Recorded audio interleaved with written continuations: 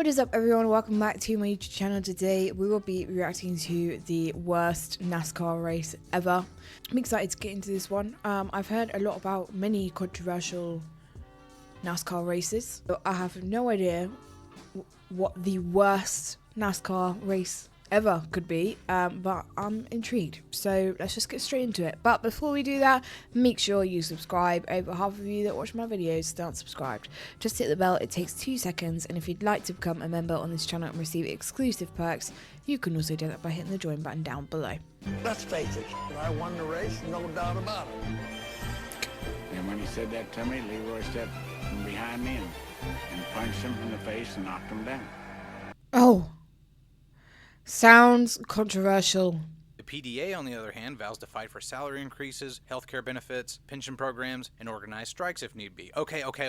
It might be a union, but still the PDA never refers to itself as such, due to 2 reasons. One, union culture is pretty much unheard of in the South at this time, and even if the drivers were on board with unionization, there's no guarantee that NASCAR fans would have supported them. And second, NASCAR is very harsh on drivers who talk openly of unionization. The PDA isn't even the first attempt at NASCAR unionization. In 1961, NASCAR's 2 most popular drivers, Curtis Turner and Tim Flock, worked with the Teamsters to get NASCAR's first union off the ground, the Federation of Professional Athletes. Big Bill France responds by vowing that any member of the FPA will not be allowed to race in NASCAR. Curtis Turner quickly loses support, but he holds out for as long as he thinks he can. Eventually, Big Bill France uses the nuclear option, as he said he would, and he bans Curtis Turner from the sport.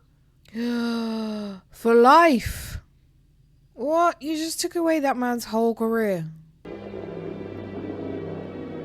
for being part of some union. They approach Big Bill France and voice their concerns. It's not about pay or benefits, it's about safety and safety only. They want to postpone the race until a tire compound can be made that can withstand the brutal loads at Talladega. Bill France says no way. They have to race on the original date. He won't admit it to the drivers, but he's in debt up to his eyeballs from having to build this place.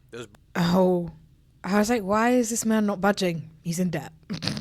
Bill France tries to ease tensions by buying an old race car and taking it out for a few. Didn't they end up walking out? I swear I saw that somewhere or watched a video on it. It makes things worse. Drivers point out that he was only puttering around at about 160 miles an hour, well short of what they were doing out there. Bill says, well, why don't you guys just race at that speed then? But that's just a slap in the face to say something like that to a racer. Yeah, that's not, you're not really racing to the fullest, are you? If you're telling them they've got to cap their speed by like 30, 40 miles an hour. Anyway, at some point during these group powwows on Friday, Bill France is talking it out with Bobby Allison and Leroy Yarborough. When Big Bill France says to Bobby Allison, 15-time winner in the NASCAR Grand National Division at this point, and the winner of the last race just a week prior, quote, I think you're just afraid to race. At this point, according to Bobby Allison, to this day, he says that Leroy Yarborough stepped out from behind him and swung and hit Bill France in the face. That's valid. I would have done that too. Boys, pack up your stuff, we're leaving. That was the trigger the PDA needed. All at once, every single PDA driver packs up their stuff and leaves Talladega Superspeedway, the Dodge Charger Daytona. Look at that. Oh my god. Oh, to get behind the wheel of that.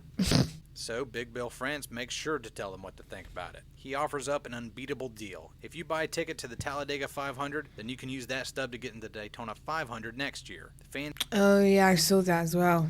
Can't imagine how many people ended up then showing up at the Daytona 500 that year.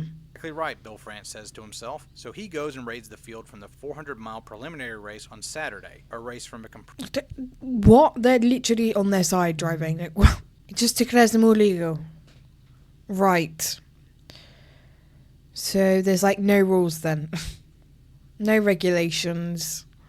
It's a bit of a free-for-all. No, they pitted for fuel in that division only. These guys ran an entire race for 400 miles on a single set of tires and then turned around and did another 500-mile race the next day with no issues. Just what did they make tires out of back then in 1969? Yeah, was anyone capable of doing that? Not changing their tires? Later, when the checkered flag flies, NASCAR announces Richard Brickhouse as the winner. Vandiver and his car owner Ray Fox are livid. They contend to this day that they won that race that day, and that the scoring error wasn't an accident. I can't confirm this, but it really wouldn't surprise me if it turned out to be true, but the rumor persists. Yeah, honestly, I'm sat here, I'm like, this doesn't surprise me. The amount of things I've learned about NASCAR and like the controversies and everything, I'm like, A brand new car no one got to see the full potential of that day. Only 3 competitive drivers, 2 of the 3 of which Yeah, that's nuts. Only 3 of the original grid.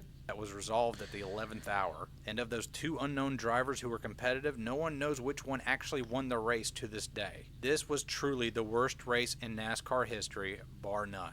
Yeah, that was insane. I feel like I had learned a little bit about that in one of the previous Talladega videos I'd watched, but not into that much detail. More and more things I learn about NASCAR, like these videos are now like when they mention like a new controversy, I'm like, I'm not surprised. Like this, NASCAR have had like so many controversies that I'm now this video. I'm like, I'm not surprised that the winner wasn't the supposed like actual winner in the end. Yeah, it's just. But that race did actually sound like the worst NASCAR race ever, especially as they only had 3 drivers from the original grid actually racing. There was like no rules or regulations. You could have whatever car you wanted in that race. It just sounded a bit chaotic. But that being said, it was a good video. So if you have any other videos that you'd like me to react to, drop them in the comments. I'm working my way through everybody's suggestions at the moment. If you did want to check out any of my other socials, they are all linked down below. And if you want to become a member on this channel and receive exclusive perks, you can also do that by hitting the join button down below. But I hope you enjoyed today's reaction, and I will catch you next time for the next one. Bye!